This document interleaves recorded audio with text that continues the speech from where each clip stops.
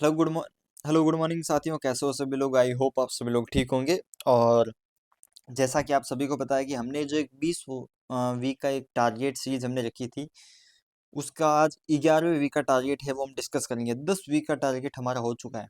जो साथी शुरू से फॉलो कर रहा है उससे अब खुद को महसूस हो गया होगा कि हाँ, उसका सिलेबस काफ़ी हो चुका है और बहुत अच्छे तरीके से चल रहा है।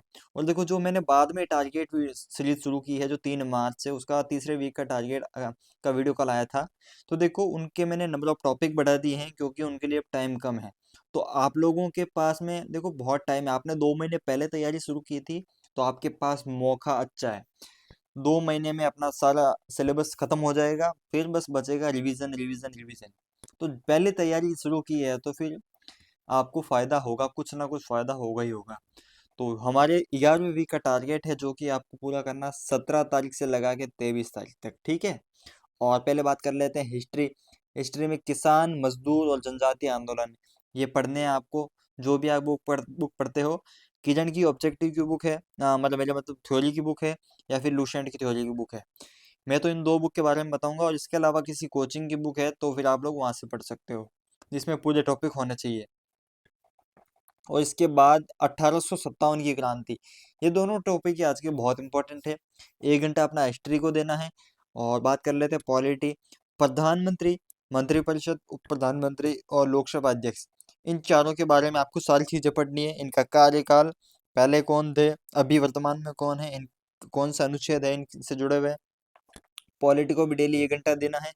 बात कर लेते हैं मैथ। मैथ में एक सबसे अच्छा टॉपिक है जो कि एडवांस लेवल का है, हाइट और डिस्टेंस। 200 से 300 क्वेश्चन का पीडीएफ अगर आप लोगों को चाहिए तो नीचे कमेंट कर देना, क्योंकि बहुत से ऐसे पुराने साथी हैं उनके पास अब बुक्स हैं, तो मुझे नहीं लग रहा कि उनको नीड है पीडीएफ देने की। अगर पीडीएफ चाहिए तो मुझे बता देना, मैं पीडीएफ दूंगा। तो वो एसएससी वाली जो बड़ी वाली बुक है ना, जिसमें 14,000 के आसपास कुछ क्वेश्चन है, तो उस बुक में से पीडीएफ मैं आपको बना के दे दूंगा। और अगली बात कर लेते हैं रीजनिंग। रीजनिंग में वेन डायग्राम जो टॉपिक है, इसका पीडीएफ मैंने डाल रखा है। पीयूष सर हैं, उनका पीडीएफ मैंने पूरी बुक का पीडीएफ डाल रखा है, वहां से पढ़ सकते हो। इसके अलावा रीजनिंग के जहां से क्वेश्चन मिले वहां से कर लो। 200 से 300 क्वेश्चन आपको प्रैक्टिस करना है। अगली बात कर लेते हैं करंट अफेयर की। डेली करंट अफेयर आपको पढ़ना ही है, क्रैक एग्जाम, नेक्स्ट एग्जाम से। 30 मिनट का ये हो गया। बात कर लेते हैं कंप्यूटर। इस वीक आपको थोड़ी मेहनत करनी है। कंप्यूटर में 1 से लगा के 14 चैप्टर, हमारे पिछले जितने वीक थे उनमें 1 से 14 तक हमने चैप्टर आपको दो दो चैप्टर दिए थे वीक में। अब आपको सारे चैप्टर का रिवीजन करना है, ठीक है। लास्ट एग्जाम वाले जो मोहन सर है उनकी बुक से कर लो, या फिर आपके पास कोई और बुक है तो आप लोग वहां से कर सकते हो। बाकी मैंने अपने अकॉर्डिंग बताया। वैसे इनका पीडीएफ मैंने डाल रखा है अपने ग्रुप में, इसीलिए मैंने इनके बारे में बताया। और अगली बात कर लेते हैं स्टैटिक पार्ट। स्टैटिक पार्ट में देखो, राज्य, केंद्र शासित प्रदेश और पड़ोसी देश, राज्य, पड़ोसी राज्य और पड़ोसी देश, ये टॉपिक भी साथ में ऐड कर लेना। ये भी बहुत इंपॉर्टेंट है। और ये कहाँ से पढ़ना है, देखो यूट्यूब पे या तो सर्च कर लेना, या फिर मैं बता रहा हूँ TW टारगेट विद अंकित करके, उनका जो स्टैटिक पार्ट का पूरा प्लेलिस्ट है वो मैं ग्रुप में डाल दूंगा। यूट्यूब में 1 1 घंटे के उनके सारे वीडियो हैं, आप वहां से पढ़ सकते हो। बात कर लेते हैं इंग्लिश। जो साथी एससीएम के लिए तैयारी कर रहे हैं उनको पढ़ने हैं एंटोनियम सेनोनियम। अब उनको 1 महीने तक एंटोनियम और सेनोनियम पर जोर देना है। जितने हो सकते हैं मैक्सिमम पढ़ो, क्योंकि यही एक जड़ है। इंग्लिश की सबसे बड़ी जड़ होती है एंटोनियम सेनोनियम। अगर ये याद हो गए ना, तो फिर आप लोगों का बेड़ा पार है। और मंडे टू फ्राइडे आपको ये टारगेट है पूरा करना है। अब देखो, सैटरडे संडे इसमें आपको रिवीजन करना है और साथ में मॉक टेस्ट देना है। इन 2 दिनों में पूरे वीक का रिवीजन प्लस मॉक टेस्ट। अब देखो, बात कर लेते हैं, मान लो कि वीक में किसी दिन आपको कोई काम हो गया और पूरे दिन नहीं पढ़ पाए, तो उस दिन को आप लोग सैटरडे संडे को एडजस्ट कर लो। इसीलिए मैंने टॉपिक कम रखे हैं। देखो, आप लोग आसानी से तैयारी कर सकते हो। अब इस बार रेस में वही जीतेगा जो एंड तक एक कंटिन्यूटी बनाए रखेगा। अगर शुरू में खरगोश की चाल दौड़ गए और फिर आपका देखो बहुत ज्यादा टाइम बच जाएगा। फिर आप सोचोगे कि अब मैं क्या करूं, कैसे करूं। इसलिए हम स्लोली स्लोली बहुत कम कम टॉपिक लेके चल रहे हैं, ताकि हमारे पास में हमारे 2 महीने तो सिलेबस पूरा करने में चले जाए, फिर हमारे पास में 3 महीने रिवीजन करने में बच जाए।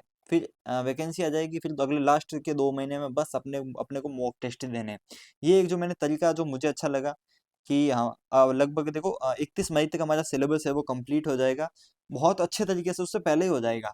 और उसके बाद बचेंगे 3 महीने। उन 3 महीने में फिर से आपको टारगेट दूंगा, फिर से आपको टारगेट मिलेंगे, वीकली टारगेट आगे भी मिलेंगे, लेकिन वो होंगे रिवीजन के हिसाब से।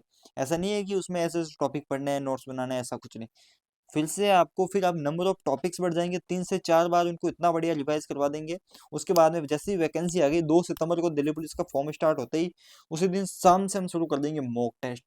कोशिश करूंगा कि डेली मॉक टेस्ट आपके लिए लाऊं। मेरे हिसाब से पॉसिबल नहीं होगा, लेकिन जैसे कि आपको पता है कि सीजीएल का मेंस भी लगभग 2025 का मेंस है, वो भी लगभग अक्टूबर के आसपास होगा। तो अगर मुझे उस टाइम पे थोड़ा सा भी, अगर दिन में 1 घंटा भी मिल जाएगा ना, तो फिर मैं ये कर दूंगा आपके लिए।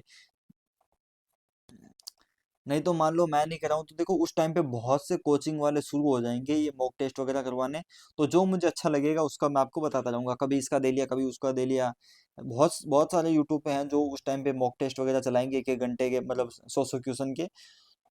तो वो सारी चीज़ें हमें ना उस टाइम लास्ट में देखेंगे। लास्ट के 2 महीने अपने मॉक टेस्ट में बीतने चाहिए, ठीक है। और बाकी वैकेंसी से पहले के 3 महीने रिवीजन में, और बाकी का टाइम हमारा सिलेबस कंप्लीट करने में।